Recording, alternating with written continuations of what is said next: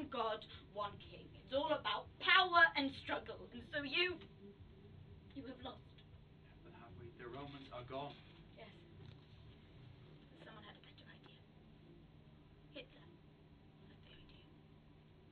There is one God, and it's me. In this place, Hitler is God, is he not?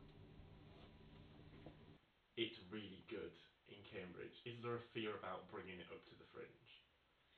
Yeah, a little bit. There is, definitely. I mean, there's always that kind of apprehension. But I think it was more so than like the reviews we got. It was the feedback from the audience and the feedback from people who came to see it. We got really kind of emotional reactions from people who came to see it and the people I talked to. And I was in touch with the producer of the original BBC production, Mark Redhead, who works for Hattrick Productions, and he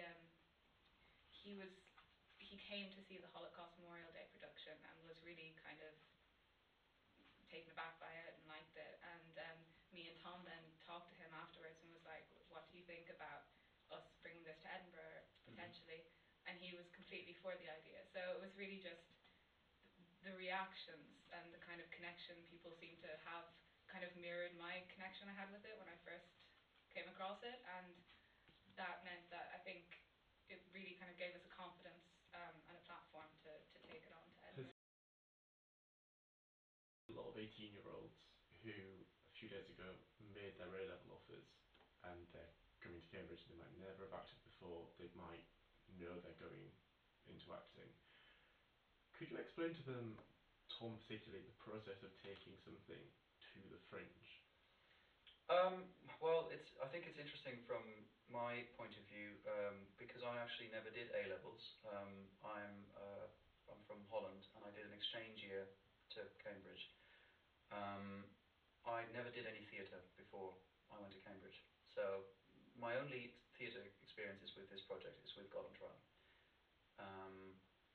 I think that the only thing you really need is you need to enjoy creating something out of nothing. You need to enjoy spending time with people who are sometimes difficult. Actors can be very difficult people to handle. Not you two. What are you saying, Tom? You as well. What, yesterday? What was that? We had the costume. We had a costume run. Oh, I mean, God. literally 2 seconds before we're on. Tom, I don't have a costume. Yeah, I was coming down and Karen was like, "I've got it sorted. I've got a taxi outside. Don't worry." We only started to play like 2 minutes late. So you see, we should not despair. Our suffering is a privilege if it's a part of God's plan. We are fortunate to be purifying the people through our pain. Do not let them take away your faith. If it's strong, it will only grow. Now, a small fire is put out by the wind, but a great one only grows. Hitler will die. The war will end. The people and the Torah will live. I thought from the start that we should slightly detach it from the Holocaust, from the Shoah, because just as a subject, it's a bit too delicate to shout about it, to present it, and also I think that the character of the show is much more suited to it's more philosophical discussion than than actually telling you something about the Holocaust. This discussion, you could have this anywhere, in any prison, in any sort of situation, which is why one of the reasons why our production is slightly controversial, I'd say, and this is one of the reasons why how we applied for the Fringe is because, in a way, the show is using the Holocaust as a stage. In a way, it's just the setting is in the Holocaust, but the topics, the things we're discussing are universal.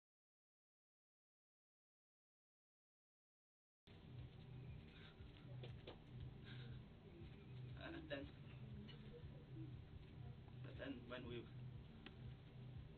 were brought here, we were brought here by train, yes. The guard, he slapped me in the face. And on his belt he had written, "Gott mit uns." God is with us.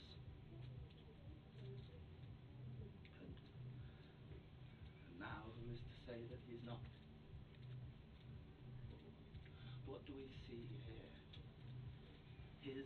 His might, his majesty, his power, all these things, but turned against us. Because God he's still God, but not our God. He has become our enemy.